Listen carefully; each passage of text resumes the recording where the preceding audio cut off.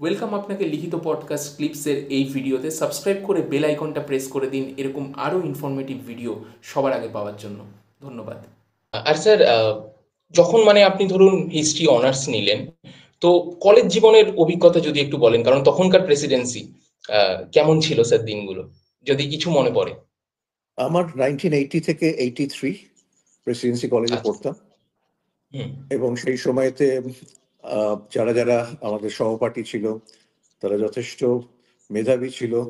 পড়াশোনার রেওয়াজ খুব ভালো ছিল, আমাদের টিচাররাও খুব ভালো ছিলেন, এবং আমরা খুব তাদের কাছ থেকে ভালো শিক্ষা পেয়েছি, গাইডেন্স পেয়েছি। আবার সাথে সাথে কলেজ ক্রিকেট টিমেও খেলেছি, ক্রিকেট কলেজের হয়ে ক্রিকেট, ফুটবল সবই খেলেছি। তো আচ্ছা। কলেজ স্ট্রিট পাড়া, college street, Presidency college, coffee house সব মিলিয়ে মিশিয়ে একটা খুব ভালো অভিজ্ঞতা ডেফিনেটলি হয়েছে। আপনার কাছে কলকাতাটা একটা ক্যারেক্টার হয়ে উঠেছিল, যে কলকাতায় একদম বর্ন অ্যান্ড ব্রট আপ, দেন দিল্লি।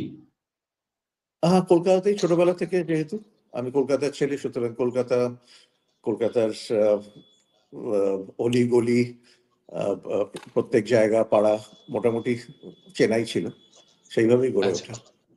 আচ্ছা স্যার, আপনি কি স্যার সিঙ্গেল চাইল্ড ছিলেন, নাকি ভাই বোন বা না, এরকম আমার কিছু? আমার আমার না, আমার দাদা ছিলেন, আচ্ছা। আমার সাথে দাদা ছিলেন, হ্যাঁ।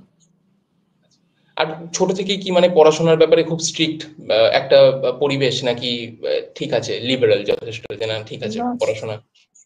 সেরকম না। আহ, আমাদের গড়ে ওঠাটা স্কুলেতেও এনকারেজ করা হতো যে পড়াশোনা তো আছেই, তার সঙ্গে সঙ্গে ওভারঅল ডেভেলপমেন্ট, যাতে খেলাধুলোর মাধ্যমে টিম ওয়ার্ক, তারপরে বিভিন্ন এক্সট্রা কারিকুলার অ্যাক্টিভিটিস, এইসবের উপরে যথেষ্ট নজর দেওয়া হতো, আর আমরা সেগুলোতে পার্টিসিপেটও করতাম। আচ্ছা। স্পোর্টস আমাদের স্কুলে খুবই এনকারেজ করা হতো, আমরাও বিভিন্ন খেলাধুলো করেছি, স্কুলকে রিপ্রেজেন্ট করেছি বিভিন্ন জায়গাতে।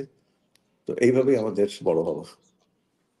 তারপর দিল্লিতে গিয়ে আপনি মাস্টার্স করলেন, দেন এমফিল।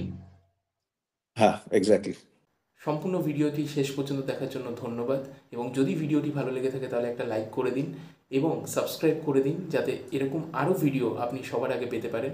এবং কমেন্ট করে জানান কেমন লাগলো বা আপনার কি মতামত এই ভিডিওটা সম্পর্কে, এবং বন্ধুবান্ধব সবার সাথে শেয়ার করতেই পারেন। Thank you.